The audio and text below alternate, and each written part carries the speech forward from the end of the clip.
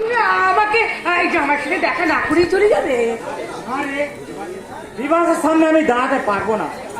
অনেক আশা নিয়ে আমি তোর এখানে বিয়ে দিয়েছিলাম, কিন্তু সেই স্বপ্ন তুই আমার ভেঙে চুরমার করে দিয়েছিস। আশ্চর্য! আরে আমি আমার নিজের ভালো মন্দ বুঝবো না তো? ভাল লাগে না। তুই শুধু শুধু তোর সুখ শান্তিটাকে বড় করে দেখলি রে রূপা।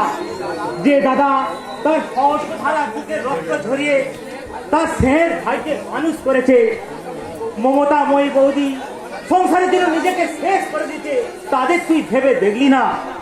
কাকা, আমি তো নারী, বিধাতার অমোঘ বিধানে তোকেও একদিন সন্তানের মা হতে হবে। সেই সন্তান বড় হয়ে তোকে যদি অনাদরে দূরে সরিয়ে দেয়, পারবি সেই সন্তানের যে আঘাত সহ্য করতে?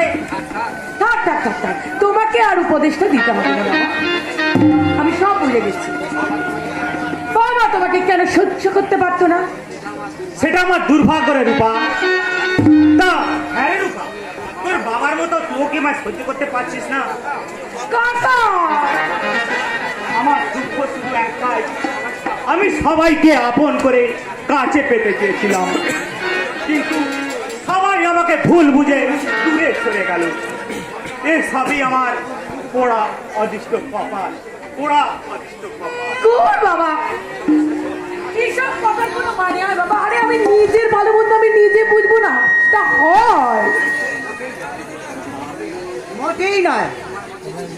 তোমার মধ্যে যদি সেই বোধ শক্তি থাকতো, তাহলে এত বড় স্বার্থের খেলায় তুমি মেতে উঠতে না। আমার তুমি সেই একই কথা